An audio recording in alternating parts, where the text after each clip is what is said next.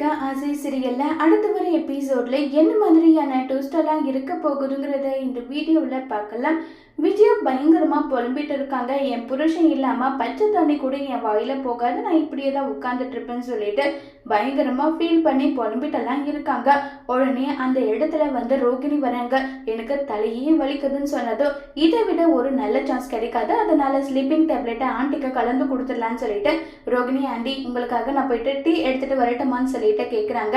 அதெல்லாம் ஒன்றும் தேவையில்ல, நீ போடுற டீ நான் குடிக்க மாட்டேன்றாங்க. ஏன் டீ இப்படி பேசுறீங்க?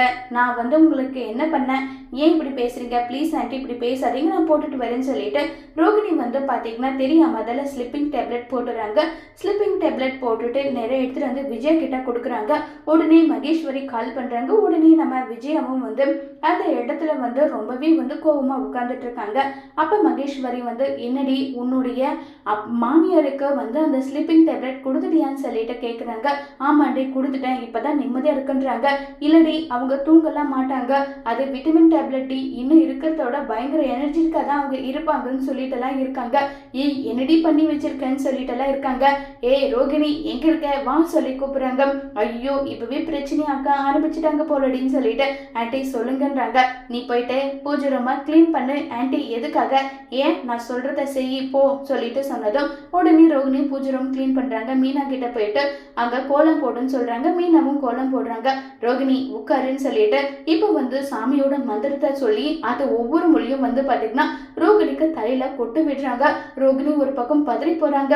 அம்மா என்னமா பண்றேன்னு சொல்லிட்டு மனோஜ் கேட்டாலும் இவ தாண்டா என் புருஷன் போனதுக்கான காரணம், இவளுக்கு தண்டனை கொடுக்க வேண்டாமா, அதுக்காக தாண்டா தண்டனை கொடுக்குறேன்னு சொல்லிட்டு கற்பூரத்தை எடுத்து கையில வச்சு ரோகிணிய பயங்கரமா கொடுமைப்படுத்துறாங்க.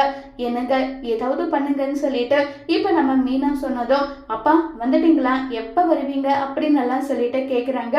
பத்தியா நான் சாமிக்கு பூஜை பண்ணதுனாலதான் என் புருஷன் கிளம்பி வராங்க, நாளைக்கு இருக்கு உனக்குன்னு சொல்லிட்டு கோவமா அங்க இருந்து விஜயா கிளம்பி போறாங்க. அடுத்த நாள் காலையில் ஆகுது. எப்பயும் போல விஜயா இன்னும் சீக்கிரமாவே எழுந்து உட்காந்துட்டு இருக்காங்க. ஆண்டி என்னாச்சு ஆண்டின்னு சொல்லிட்டு கேட்டுட்டு இருக்காங்க. உடனே நம்ம விஜயா என்ன இன்னுமே உன் அப்பா வரலன்னு சொல்லி கேட்குறாங்க. இல்லம்மா வரேன்னு சொல்லியிருக்காங்கன்னு சொல்லிட்டு முத்து அங்கிருந்து போனதும் அத்தையை நம்ம ரொம்பவே ஏமாத்துறோம்னு தோணுது. முதல்ல அத்தை கிட்ட அங்கிள் வரலன்ற விஷயத்த சொல்லுன்னு சொல்லிட்டு கேட்குறாங்க. இதை கேட்டதும் பார்க்கலாம் என்ன பண்ணுறதுன்னு தெரியல, நம்ம அம்மா கிட்ட நான் சொல்லி பார்க்குறேன்னு சொல்லிட்டு முத்து சொல்ல வராங்க. கரெக்டாக அந்த நேரத்தில் அண்ணாமலை வந்துடுறாங்க. உடனே முத்து ஒரு பக்கமும் விஜய் ஒரு பக்கமும் மாறி மாறி ஃபீல் பண்ணி கதறி அழுதுட்டு இருக்காங்க. ஒரு வார்த்தை கூட சொல்லாமல் எங்கெங்க போனீங்க நீங்கள் எங்கே போனீங்கன்னு சொல்லிட்டு மாறி மாறி எல்லாரும் ஒருத்தர் மாற்றி ஒருத்தர் ஃபீல் பண்ணிட்டு இருக்காங்க.